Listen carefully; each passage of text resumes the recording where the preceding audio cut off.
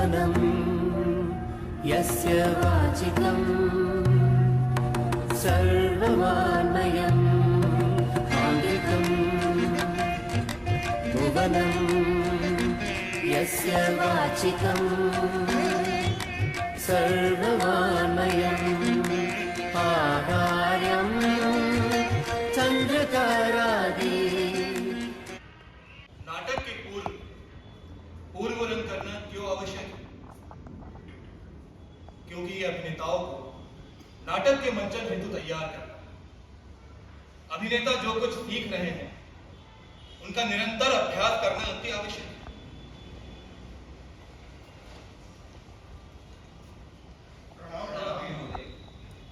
आधुनिक अभिनेता और रंगकर्मी कहिए किस प्रयोजन से आना हो? गुरुदेव, जब से नाट्य शास्त्र की रचना हुई है हमारे मन में कई तरह के प्रश्न उठ रहे हैं। उन्हीं के उत्तर के लिए हम आपके पास आए हैं। आधुनिक रंगकर्मी के मन में प्रश्न उठ रहे हैं, पूछिए, निसंकोच पूछिए। नाट्य शास्त्र की उत्पत्ति कैसे हुई? इसका उद्देश्य क्या है? आपका प्रश्न बहुत अच्छा है। यह प्रश्न केवल नाटक को नहीं बल्कि जीवन के सार को समझने का माध्यम है। त्रेता युग में जब मनुष्य लोभ और काम से वशीभूत होकर अधर्म और संघर्ष के राह पर बढ़ने लगे, तब इंद्रदेव ने जगत पितामह ब्रह्मा जी की प्रार्थना और कहा, कोई ऐसा माध्यम हो जिसे मनुष्य एक साथ देख सके, एक साथ सुन सके। तब ब्रह्मा जी नाट्य वेद की रचना, जिसके शास्त्र आगे चल के नाट्य शास्त्र। परंतु गुरुदेव, चारों वेद तो ज्ञान का भंडार है, फिर ये पंचम वेद क्यों? इसीलिए कि वो आम जनों के लिए सुलभ, सामान्य जन धर्म की राह पर और शिक्षा की राह पर चल नाट्य शास्त्र के माध्यम। इसी मंगल उद्देश्य से ब्रह्म जी ने नाट्य शास्त्र की उत्पत्ति चारों वेदों को मिला दी। चारों वेदों के तत्व वो कैसे? हम जो नाटक में संवाद करते हैं वो ऋग्वेद से लिए गए। मधुर संगीत, सुंदर गीत जो हम सुनते हैं वो सामवेद से लिए गए। यजुर्वेद से लिया गया है अभिनय और अथर्ववेद से लिया गया है रस। इन चारों वेदों के अंगों को मिलाकर नाट्य शास्त्र की उत्पत्ति। गुरुदेव, क्या जो ये नाट्य शास्त्र है ये केवल देवताओं के लिए है? यही प्रश्न दानवों ने ब्रह्म जी से पूछा। ब्रह्मा जी ने उत्तर दिया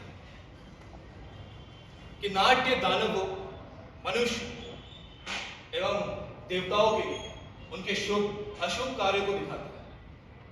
ये तीनों लोगों का अनुकीर्तन है। थकावट से पीड़ित और दुख से पीड़ित लोगों को विश्राम देने का माध्यम।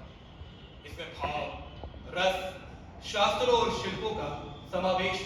ऐसा कोई ज्ञान नहीं, ऐसा कोई कार्य नहीं जो नाटक में न हो। अद्भुत, सभी कलाओं का समावेश, लौकिक और अलौकिक भी, सभी प्राणियों के भाव कहलाते। हाँ, इसे समस्त कलाओं का उद्गम कह सकते हैं या समस्त कलाओं का समावेश। नाट्य कला तो अद्भुत कला है, परंतु हमारा समाज इसे गंभीरता से क्यों नहीं लेता? हम कलाकार, हम कला कर रहे हैं, नीति के नियंता नहीं। नीति के नियंताओं को यह समझना होगा कि वे कला के विषय में, हमारे विषय में सोचें। नए प्रयोग, नए साधनों की उत्पत्ति।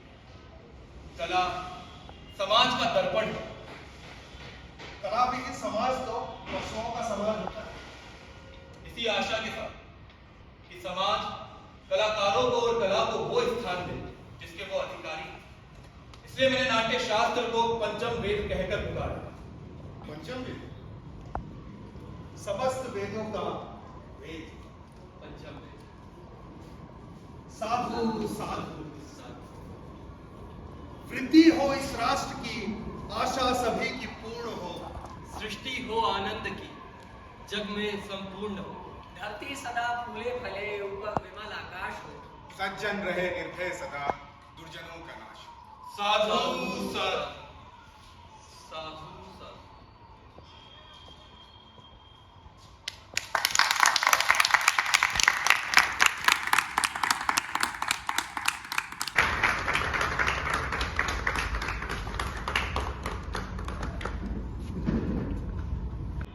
छोटी सी प्रस्तुति थी, इसको प्रस्तुति कहें। नाट्यशास्त्र के बारे में थोड़ा सा इंट्रोडक्शन है कि नाट्यशास्त्र क्यों जरूरी था और नाट्यशास्त्र की उत्पत्ति कैसे हुई। जब 4 वेद हमारे पास में थे तो 5वें वेद की जरूरत क्यों पड़ी।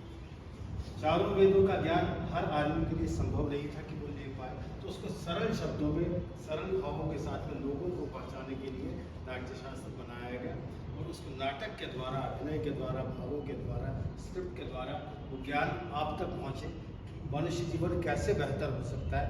इसीलिए नाट्यशास्त्र का निर्माण किया गया है। आप सबका बहुत धन्यवाद कि आप लोग 5-10 मिनट जितने भी समय आराम से बैठे हैं। Thank you so much.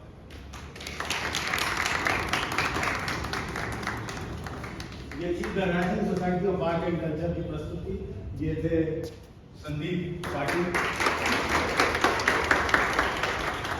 Rajneesh, Pradeep Sharma और निर्देशक सुश्री प्रीति जातेवाल।